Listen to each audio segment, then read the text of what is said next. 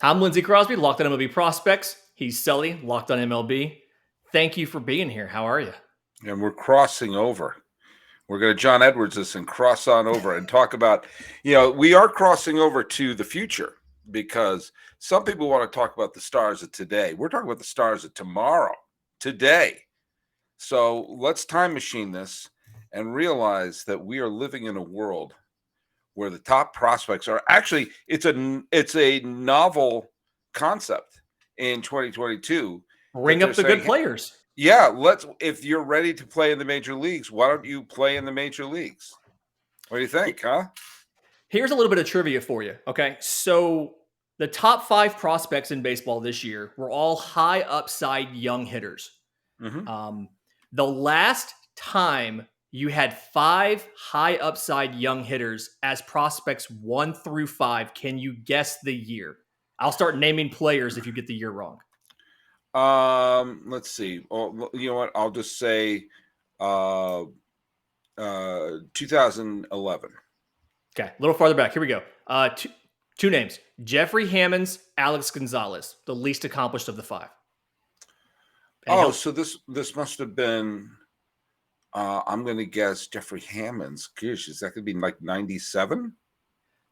A little bit earlier, Cliff Floyd, Carlos Delgado, also in this year. Oh, so this must have been going into 1994. 1994. The 5th guy was Chipper Jones. It's the only other time you've had 5 top prospects all be young, like high upside young hitters. Wow. And I think we would have gotten all 5 of them were it not for injury. So Julio Rodriguez, obviously playing for the Mariners. Bobby Witt made it to Kansas City. Spencer Torkelson's manning a corner in Detroit.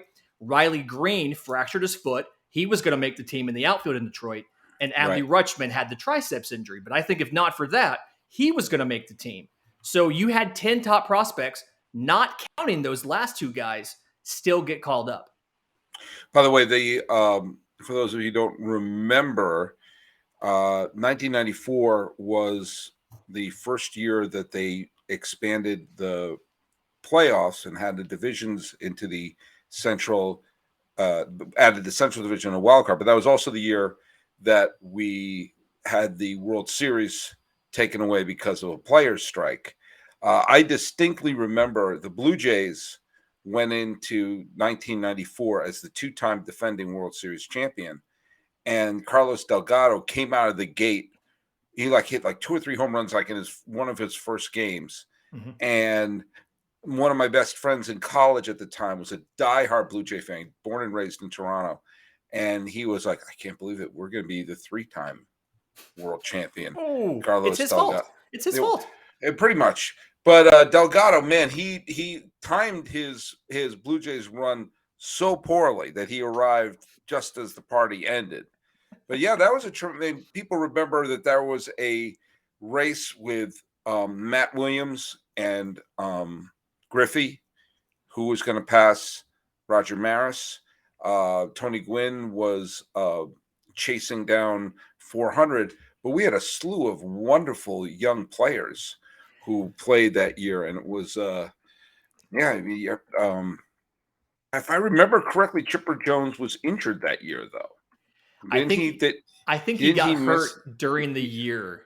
Yeah. Yeah. But it's just funny to me because before we turned the mics on, you were talking about they used to call you a baseball encyclopedia. And I'm like, well, there you go. I gave you a year and you told me all about the award winners that year. I'm going to baseballreference.com, the Saving Grace website, the history of the planet Earth. And here are some of the players in the American League who got Rookie of the Year votes, included Manny Ramirez, Rusty Greer, Jeffrey Hammonds, Jim Edmonds, but none of them won Rookie of the Year. The Rookie of the Year went to Bob the Hammer Hamlin. Wow. Yep. I forgot about Bob Hamlin winning that. Bob Hamlin, yep. The National League Rookie of the Year was Raul Mondesi. And some of the other names on that list would include Ryan Klesko, who obviously had a wonderful career, Steve Traxel, who had a nice career, Cliff Floyd, Bobby Jones, who wound up having a couple of solid years with the Mets. Mm-hmm. But number 2 on the Rookie of the Year vote in the National League, ladies and gentlemen, John Hudek. John, you did. So, like, this makes me think about something that you said in there when you talked about in '94, the postseason was expanded, and you saw Right. all of these prospects come up. And Mhm. there's a parallel there to this year because this year the postseason's been expanded from 10 to 12 teams. So Mhm. you've increased the field by 20%. And then you change that first round of wildcard matchups from the one and done to a best of three.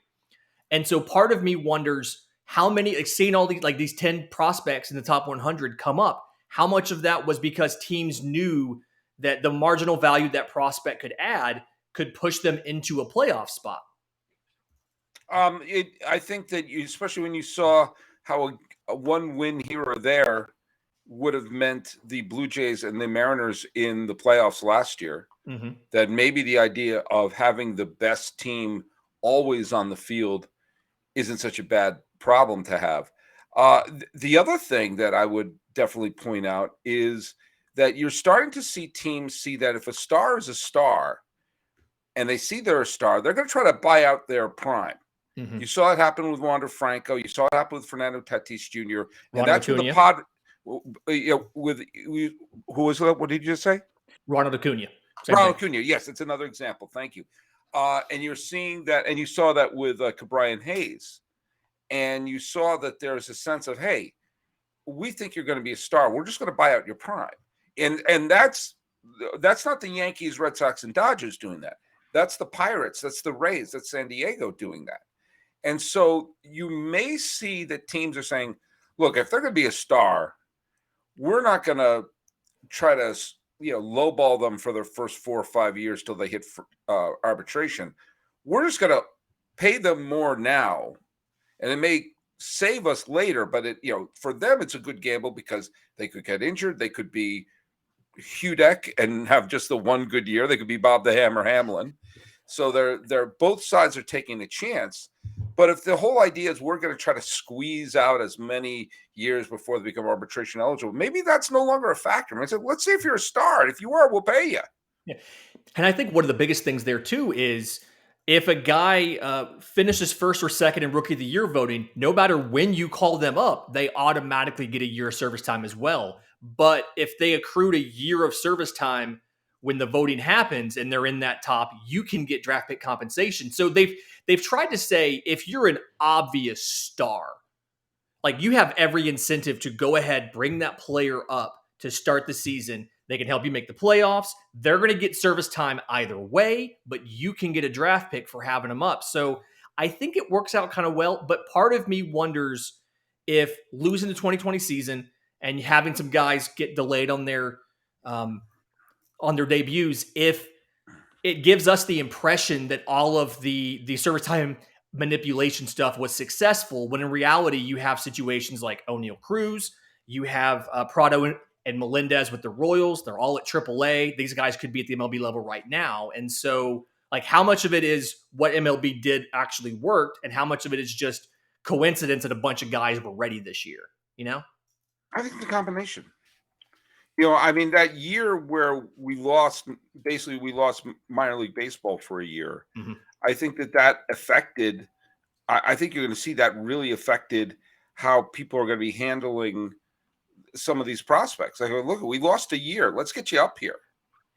Let's get this thing going, as opposed to, well, just sort of, playing the wishy-washy game. Yeah. I mean, we saw last year, like the Rays, Randy Arozarena won the Rookie of the Year, and it was his third postseason with two different teams. But the Rays had 3 of the top 8 of the Rookie of the Year, but with McClanahan, Franco, and Arozarena. You saw that there were teams that saw, hey, look, we might as well. We have these assets sitting in our farm system right now, and they're gonna be more valuable instead of dying on the vine in Syracuse. They're maybe more valuable in our in our major league roster. I think you're going to see a team like the Orioles, who had success calling up Mountcastle last year, looking at some of these super great prospects they have in their farm system, and say, like, let's get them up there. Let's get their butterflies out. Let's do this. Yeah, I mean, and the plan was to have Rutschman up when the season started, if not for the triceps injury. But You talked about assets. I want to ask you real quick. What do you do when it's a gift giving occasion, a holiday, like a Mother's Day, perhaps? What is Okay. your go to move? Look, at a lot of times I'll try to get something functional because my mother has always loved more functional, like a gift that she will use, and every time she uses it, that she'll think of me. But man, sometimes you got to go with something really special, and I like to get her jewelry. I'm a big jewelry guy, so Yeah. sometimes my mom, and I hope my mom's not listening to this, but I like to get her some bling. If we know anything about Sully, it's that he's a baseball encyclopedia and a big jewelry guy. And Big guy. so I want to tell you about BlueNile.com. Like if you're looking for fine jewelry, but you're having trouble choosing what you get, BlueNile.com has jewelry experts on hand 24/7. Available via Wait, phone, so you're via trying to tell chat. me I'm up? I'm up. It's 3:30 in the morning. I'm tossing and turning, and I said I want to get a solid piece of bling from my ma, and you're telling me that I don't have to wait for the stores to open. I can call Blue Nile right then and there. You can call Blue Nile and navigate thousands of fine jewelry options at every single price point. Right there. Middle of the night. You can hop on the phone with a jewelry expert to walk you through whether it's designing a custom piece, going through what they have, a birthstone pendant, diamond earrings, tennis bracelets, even engagement rings, Sally. Well, seeing it's my mom, I'm probably going to avoid that last one, but it sounds like they've got a great, great bunch of variety there. And man, this sounds like these prices can't be beat. This Mother's Day, give mom something she'll treasure forever with fine jewelry from BlueNile.com.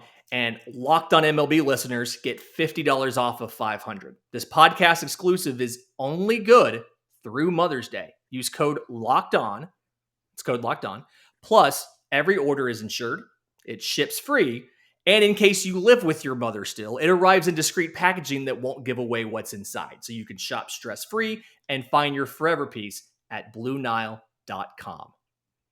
I gotta tell you, my biggest problem with jewelry is when they show up in that wooden crate and stenciled on the side jewelry.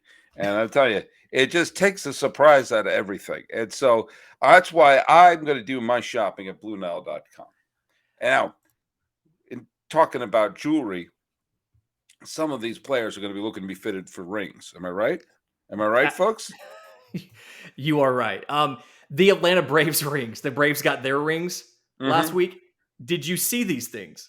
Yeah. Have you talked about it on your show yet? Like, I don't No, I want have to not. bore your I listeners. couldn't tell if they were rings or they were teapots, because they opened up. You see it? Yes. They had a little secret compartment for, I guess, snuff.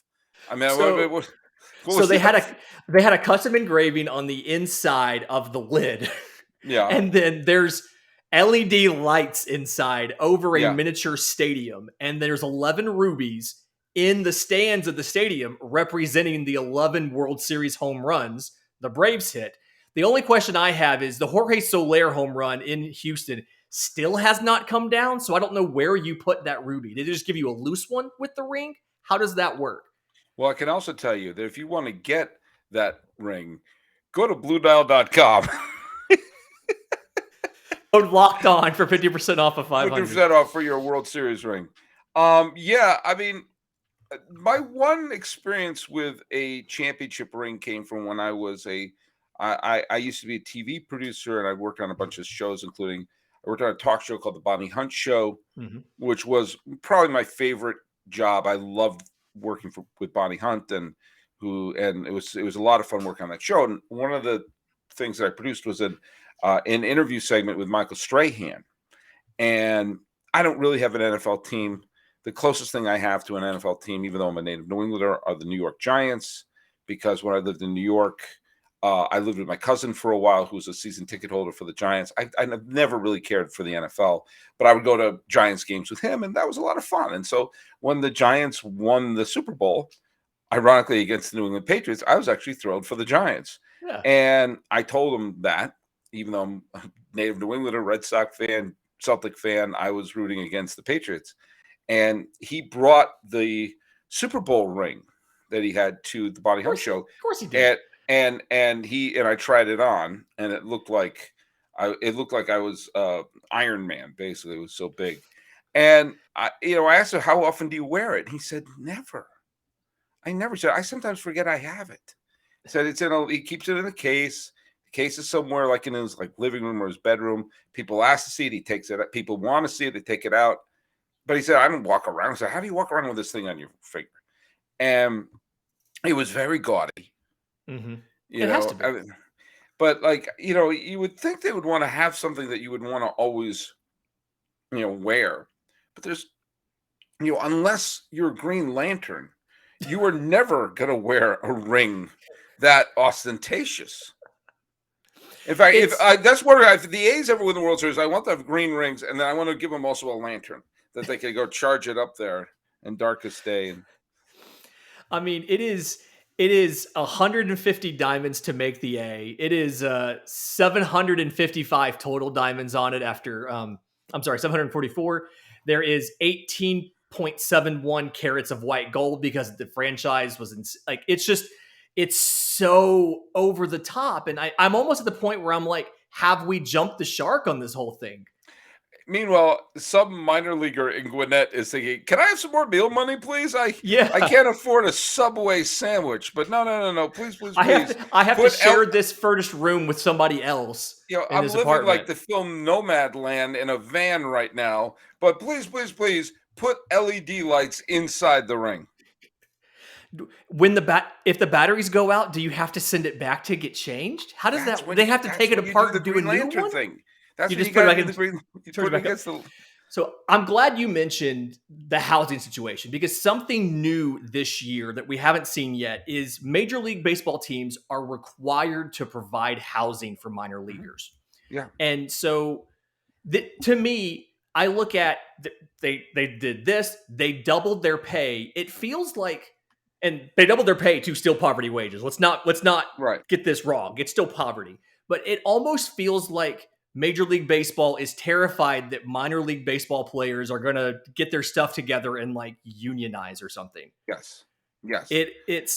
I'm glad to see it. Our friends, advocates for minor leaguers, have talked all about this, but what needs to be done to make things better in general for minor leaguers? Look at the first things first. I said this on the podcast beforehand. In terms of a living situation, think about how if you're trying to produce young players to move up through your system, and you remove the anxiety of where the hell am I going to sleep? Mm-hmm. Where the hell am I going to rest my head? Most of these kids are kids. You don't have to get them a luxurious townhouse. I mean, if you get them a motel room that has a bed, a working toilet and shower, and a Wi-Fi connection, and even bunk them 2 at a time, and make sure this motel has a continental breakfast in the front lobby. Mm-hmm. I mean, how much does that cost a night in a town like Spokane? When you're buying them in a group package or something. In a group package, of which you put a big thing on the in the stadium, sponsored by, the Bates Motel right down the street. and let's say each team gets a block of 50 rooms. Okay. Yeah. For the players and for the visiting team, when they come in, here's your motel. You stay in your motel. Yeah. There you go. How much is that? I mean, how much of that would that really cost a team? I mean, just right there, and then having a bus take them from the motel to the stadium. So, how am I going to get? No, you wake up in there, you get showered, shaved. Again, I'm not talking about the Ritz. I'm not even talking about the Sheraton. Right. I'm talking about a Motel 6, which for these minor leaguers would probably be just fine. And and to remove that anxiety from them and have them focus on being a Major League Baseball player or trying to become a Major League Baseball player, wouldn't that just show just the basic courtesy? When they get to the freaking stadium, work out a deal with some local restaurant that you get a spread. I get it. Everyone gets a meal. You get a place to lay down your head and a meal. Okay. I'm not talking about extravagances. Right. I'm not talking about luxury. That it's still minor league baseball, and that most of these people aren't going to get above single A ball. And when you get bumped from the team, you got to skedaddle from the motel. But it's not like you have to break a lease. It's not like you have to, I mean, it's there you go. You pack up your hotel room and scram. For every team and franchise being worth billions of dollars, like I don't understand why, as a competitive advantage, nobody's just gone and said, "Hey, we're gonna provide, like we're gonna have a chef. Each minor league affiliate has a chef, and this person's they're gonna buy groceries. They're gonna have nutrition set out for everybody every day, pregame, postgame. We're going to give you the place to stay. We're going to give you a place to train in the off season. If you want, you can stay at our spring training complex. You can live there for free. We'll feed you. You can work out in our facilities." I mean, because right now they don't get paid in the off season.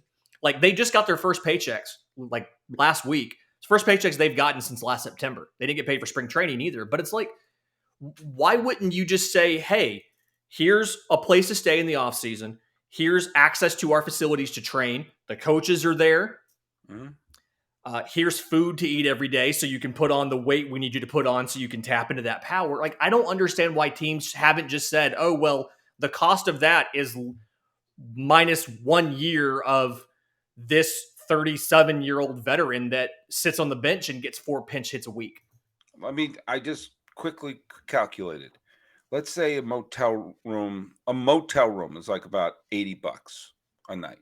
Okay. And let's say you get a bulk deal where you get 50 rooms, for your players and for the visiting players and everything. So that's 50 rooms. Let's say it's 200 nights you've blocked out that. Okay. And you do that for 5 minor league affiliates. That's about $4 million. For $4 million, you wouldn't think twice of signing a player for $4 million and cutting them. Okay. Mm-hmm. For 4 million clams, you can have, okay, let's say, and also assume that you could work out deals. You can work out advertising deal, that things are done in exchange for this or that. Okay. But let's just say 4 million. Heck, let's up it to 6 million. Let's make it like a bionic. That used to get you a bionic man. But now, like, let's say you spend $6 million, and for $6 million, you make sure that every single minor leaguer you have has a place to stay, can focus on being a minor leaguer instead of focus on all this other nonsense. And that seems like such a pittance. Okay. I'm not talking about treating them like major leaguers. Okay. I understand there is it's the whole great scene in Bull Durham, my favorite baseball film of all time, where they're talking about how, the differences between the minor leagues and the major leagues. He said, you have batting practice with white balls. People carry your bags. There's a spread for you when you get to the stadium. I get those creature comforts are there, but it's just basic decency. And you're right. The amount, like, let's say even like the members, like your top, it doesn't have to be every single player, but like all the players you have under contract, and especially the ones you have a sense of, hey, you're someone we really have an eye on. You're in our top 30. Yeah. Well, and you train in either Arizona or in Florida, and you say, hey, you can live year round in this hotel room in Arizona. This will be your address. You get to train here. Okay. Now, if we cut you, bye-bye. Yeah, but like how often do you cut a top prospect anyway? You don't. So I mean, this is the amount of money that it would take. You work out one extra deal with Apple TV. Maybe lose one of the LED lights in your ring. I don't know. But it seems like such a one of the things that may drive someone away from baseball and towards another sport is the sense of, well, look, I don't want to live in poverty for a couple of years for the outside chance. Now, of course, if you choose the NFL over Major League Baseball, your career is probably going to be over in 3 years. The same thing with the NBA.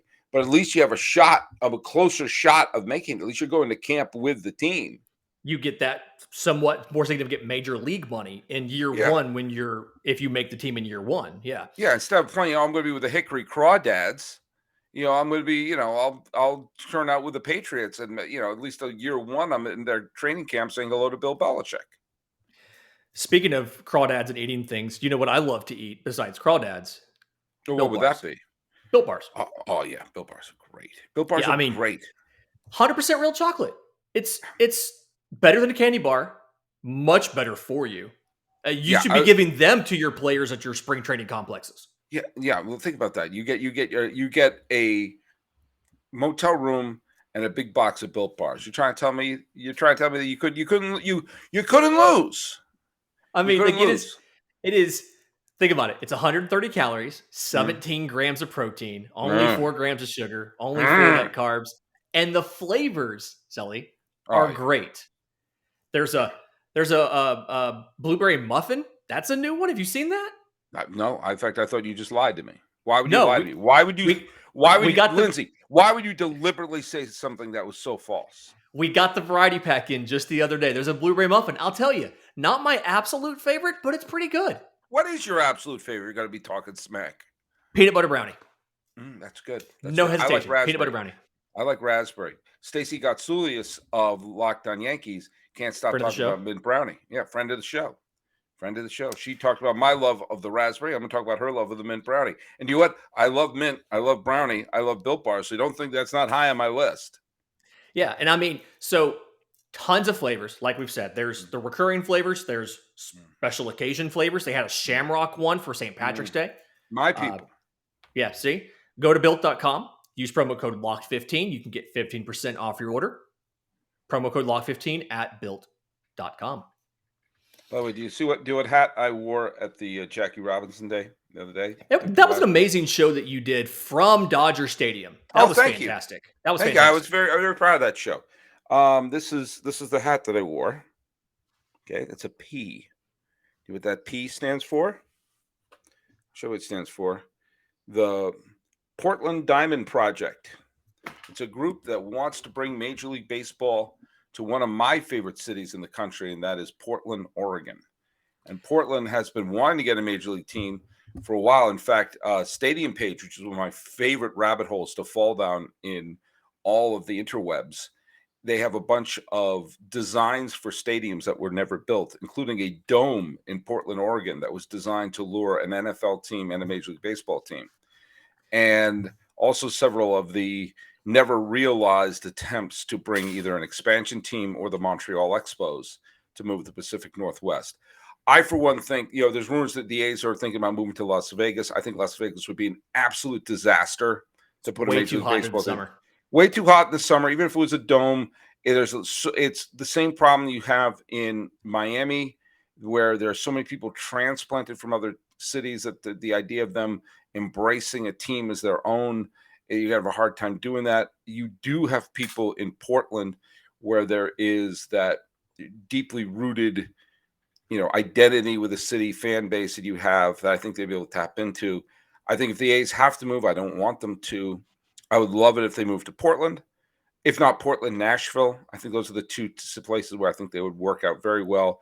Yeah. It's smelling more and more like Las Vegas, which I just think is going to be a catastrophe. But I am in full support of the Portland Diamond Project, whether it's the A's, the Rays, or an expansion team. Baseball is going to expand at one point to get to 32. And I'm all for that for a couple reasons. First of all, I think baseball should realign into 4 divisions. And if you have 32 teams, you have 8 teams in each division. You create a more natural rival to the Seattle Mariners instead of having the Mariners exist in Siberia all by themselves. There's you have a clear rivalry in the Northwest, and I also think that I've said this before. I'm not a fan of the universal DH. I didn't want there to be a universal DH, but if there has to be a universal DH, and it looks like there is one. Then there's no difference between the American League and National League anymore. So why have it? Why not just move it? Why not? It's tradition. Embrace the natural rivals that you can have. and Yeah. let's go for it, And Like so, yeah, geographically, it's very easy. Like if you have Seattle and Portland, you pair them with like an Oakland and the Angels. There's like a 4-team thing. You can do more if you want, obviously, with the Giants and the Dodgers. the Padres. Padres and Diamondbacks, there's your 8 right there, Yeah, all on the West Coast. You can yeah. do like the South. You've got you've got Miami, you've got the Rays, the Astros, the Rangers, the Braves, that Nashville team. Go ahead, put in the Cardinals and the Royals in there. Boom, 8 or done. maybe you put Baltimore in there, and you have the North be Boston, New York, both New York teams, Philadelphia, Toronto, Toronto, um, Washington, okay, maybe a Baltimore, maybe a Pittsburgh there.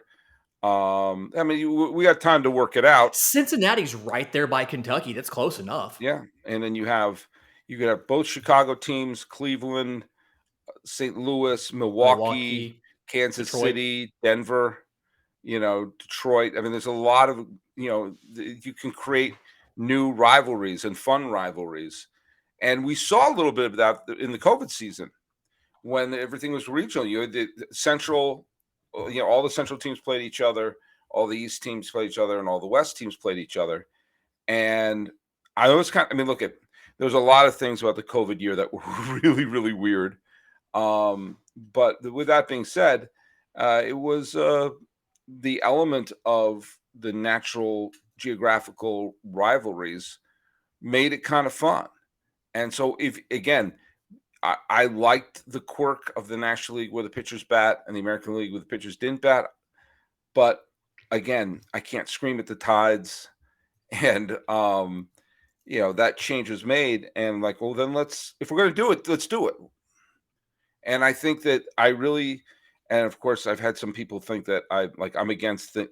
I've been accused of being a stick in the mud traditionalist because I wanted to have pitchers bat.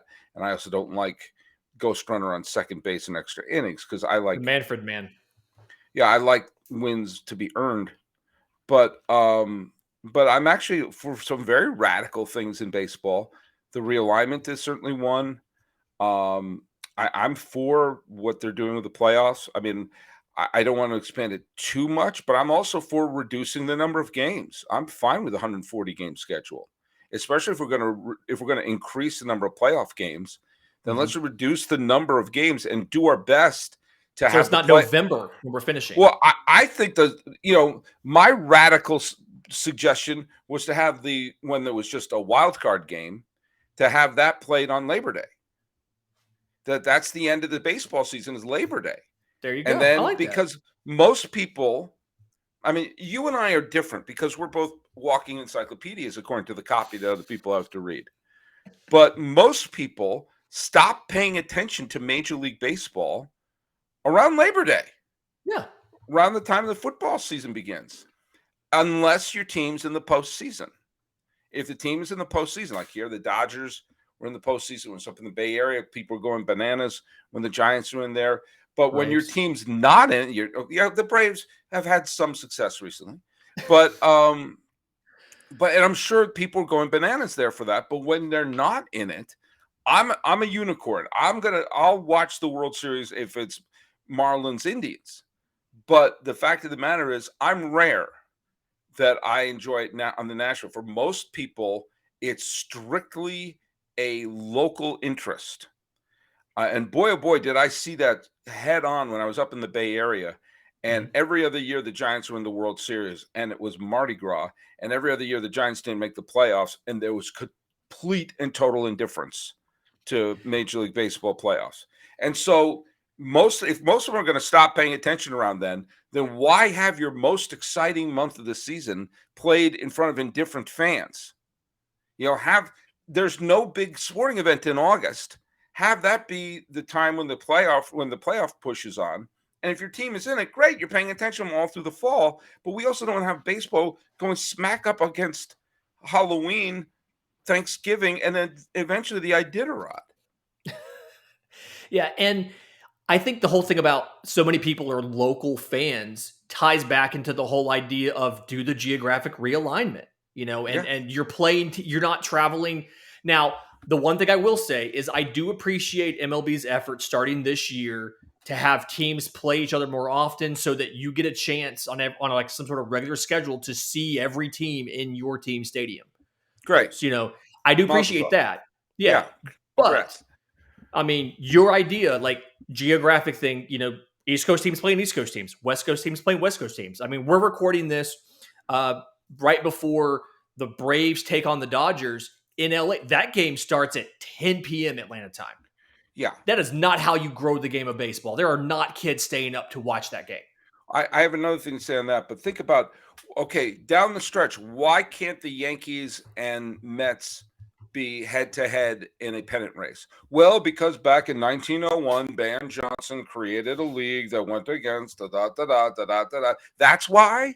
Because, well, they wanted to compete against the National League, and so they put a team called the Highlanders. No. That happened 120 years ago. And some of sports has evolved since then. I have another kind of radical thing that could be different. And I'm going to say something that I may find myself vomiting in my mouth briefly. I kind of see the wisdom in something that Bud Selig tried.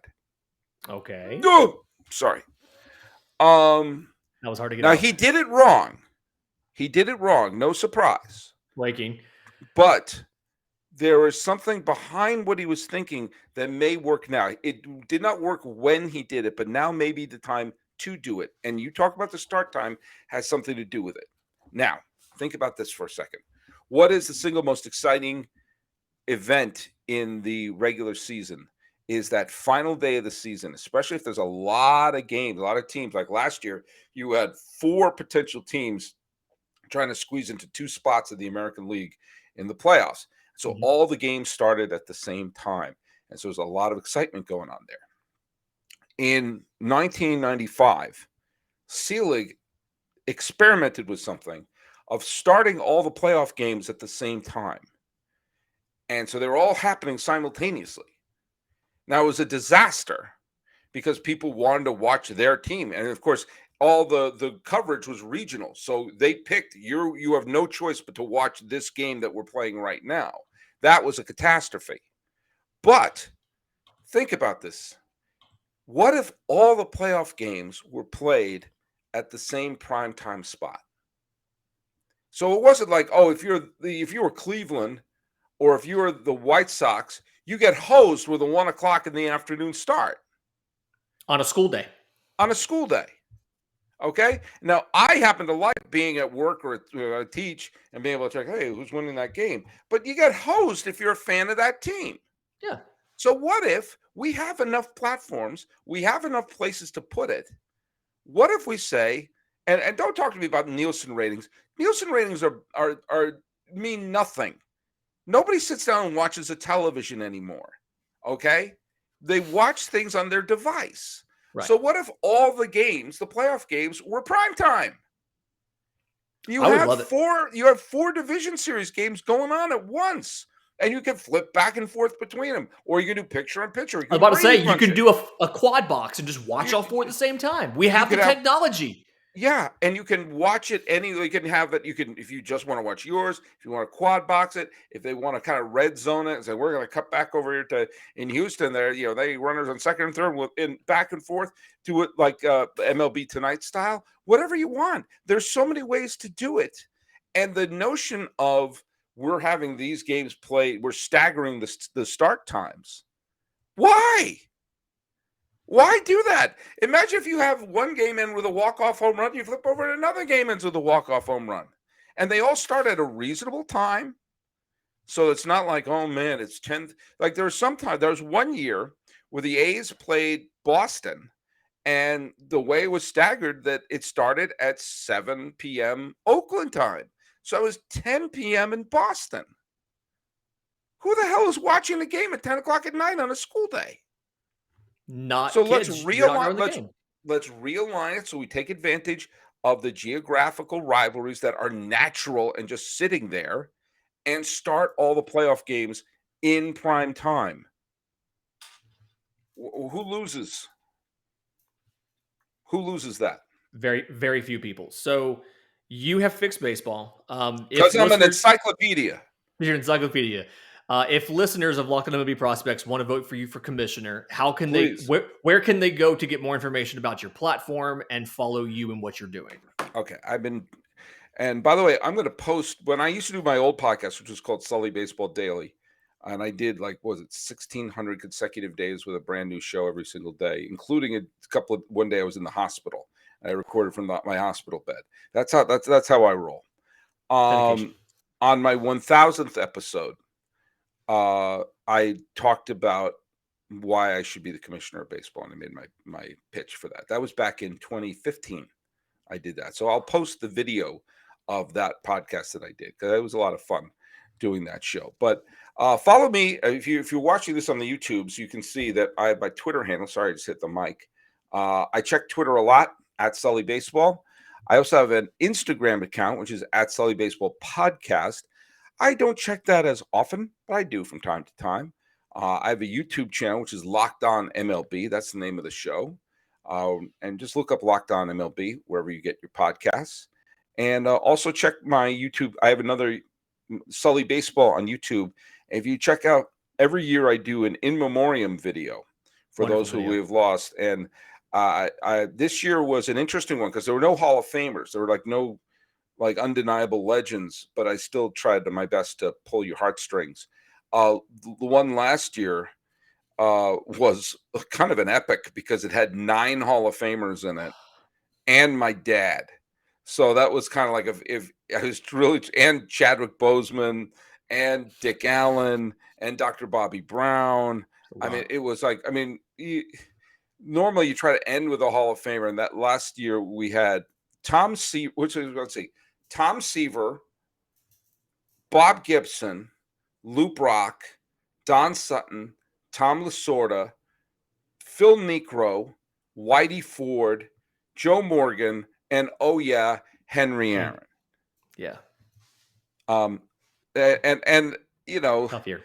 That was that one was longer because I didn't want to rush through Joe Morgan. But yeah, I do that every year. I used to do it at the All-Star game, but starting with the COVID season, I moved it to opening day. And it becomes this weird rush that I try to get it posted before first pitch. That was sometimes sometimes it gets right to the wire. It's like it's seated Raiders of the Lost Ark where the door was coming down. He rolls under, then grabs his whip. That's me trying to hit that deadline. Nice. And if folks from Locked On MLB want to listen to my show, you can find Locked On MLB Prospects wherever you get your podcasts. I have a YouTube page as well for Locked On MLB Prospects. I am on Twitter at Crosby Baseball, and the show is on Twitter at Locked On Farm. Hey, this was fun, man. This was fun. You and I planned exactly nothing. Yeah, we literally went into this and said we're just going to talk for 45 minutes and see how it goes. I think it was great, Sully. By the way, if you like my hair, if you see the movie Barton Fink, I modeled it after that. Maybe Eraserhead.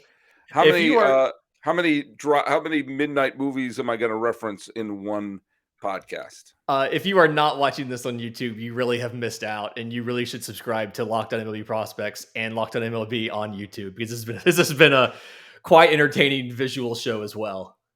Sully, thank you for your time, and I appreciate it. Thank you, Lindsay.